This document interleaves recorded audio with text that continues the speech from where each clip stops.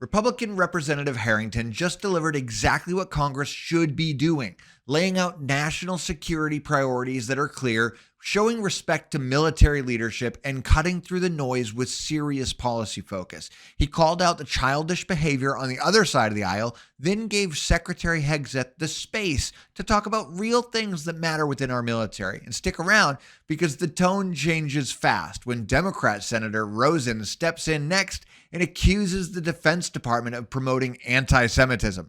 This is Andy with TrendingPolitics.com. Hit like, subscribe, and let's get into this one.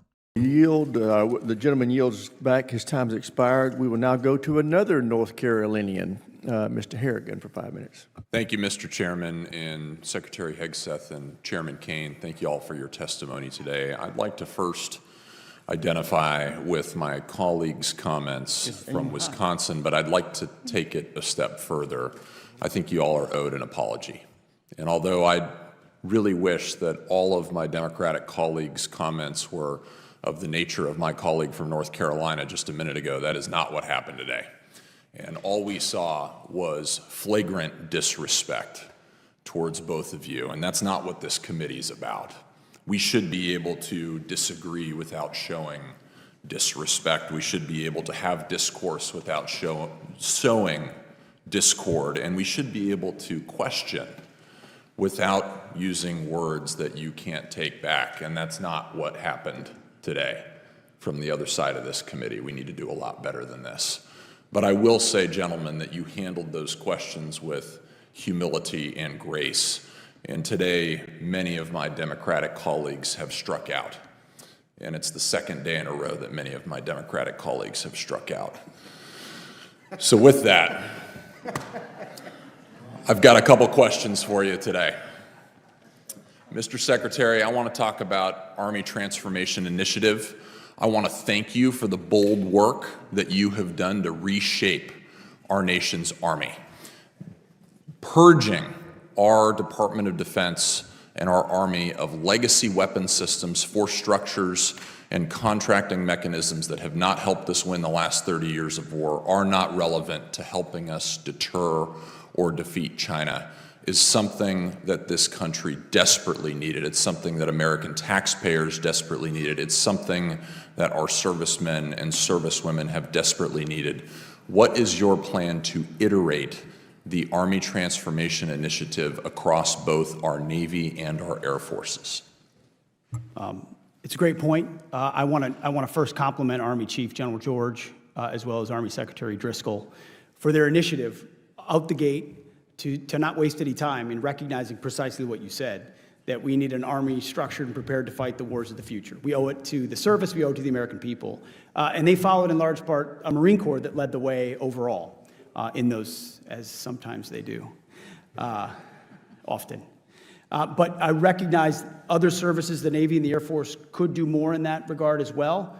Different ships, you might say, to steer than an Army, and how you effectuate that modernization or that shift. We think the hard choices we're making in platforms and capabilities in those services mirror the kind of hard choices we're making in the Army, and that's what we see as our job. In this moment right now, considering the threats we face, the world we live in, I'm going to spend the capital I have to be happy to take the arrows of constituencies or districts, say, no, we're going to put forward what's best for the Army or the Marine Corps or the Navy or the Air Force, and we're going to make the tough calls. And that might create some consternation, and that's okay. But our job is to ensure our budget matches those capabilities. Army transformation is a great example, and we're going to look for it in other services too. I very much look forward to seeing what you'll have the Navy and the Air Force do, and we'll be behind you 100% of the way. And Chairman Kane, a lot of talk today about the Golden Dome. I don't really fully appreciate some of my Democratic colleagues not knowing what that's about or knowing the threats behind why we have to have the Golden Dome. But I also believe that we have to have mini domes all across our country. As we've seen, we've had very low-cost, high-impact technology proliferate all around the world. And I think we need to look no further than what happened in Ukraine just 2 weeks ago, where you had a $100,000 investment by the Ukrainians scuttle over $7 billion worth of hardware by the Russians. I think that we have to look forward into the future and anticipate that we may face the exact same threats, maybe not against our military, but against our infrastructure, against our stadiums, against our city centers, and we need mini domes to protect this country against those threats. How are you all working that problem set? Well, sir, first, thanks for the question. Thanks for your service. One of the things that we're learning is the nature and way we fight wars is changing. We're starting to face, as you're alluding to, problems of mass, where numbers of exchanges, kinetic exchanges, and frankly non-kinetic in the cyber domain are increasing exponentially. So we have to match networks with networks and mass with mass. And so as we move forward to create the force of the future, that's on our radar. Gentleman's time's expired. Chair, now.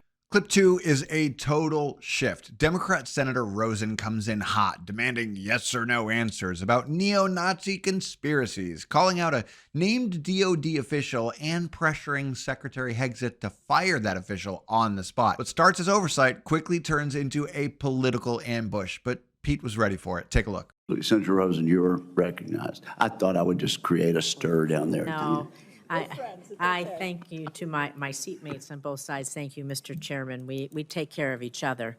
And again, thank you, Chairman Wicker, Ranking Member Reed, for holding this hearing, Mr. Secretary. We have a short amount of time, so I'm just going to ask a few simple questions, and I would just appreciate if, for some of them, you would just answer yes or no. And so, Secretary Hegseth, would you agree that every senior official in the Department of Defense must reflect the values and conduct that our service members must uphold and our citizens expect? Senator, we want to uphold the highest possible standards. I'll take that for a yes. So would you also agree then that anti-Semitism and anti-Semitic conspiracy theories have no place in our government or military? Yes or no? They should not. Thank you.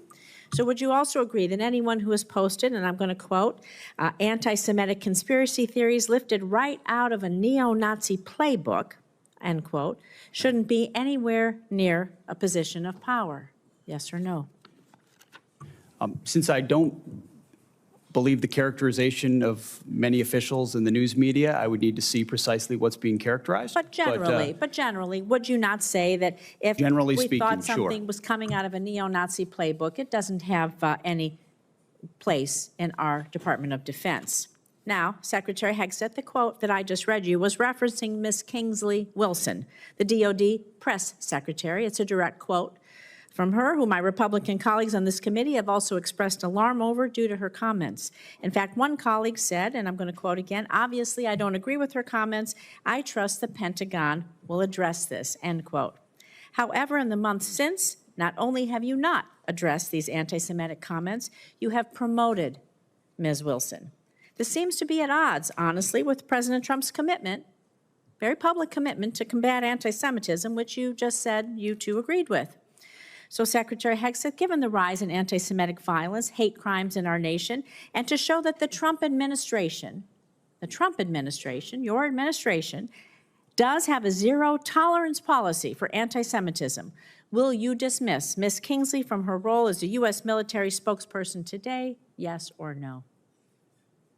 Again, that's why I referenced the context and characterization. But we'll send you the quote, I've worked sir. directly with her. She does a fantastic job, and there's any suggestion that I or her So or others are party to anti-Semitism is a mischaracterization, glad attempting to to send win you this political quote, points. sir, and I'm going to say Senator, that you're your attempting to lack win of an political points answer on the backs of confirms what we've mischaracterizing known the all statements of a along. member The Trump of my administration department, is not serious. and I'm not going to stand for that. You are not a serious person. You are not serious about rooting out, fighting anti-Semitism within the ranks of our DOD. It's despicable. You ought to be ashamed of yourself. What you just saw was a perfect example of how these hearings are split in two. One side focused on making things better, the other side focused on playing to the cameras. One side thanks the military, and the other side tries to smear it. In Hegseth, he handled both without flinching. This is Andy with TrendingPolitics.com. Stay informed, stay vigilant, and I'll see you next time.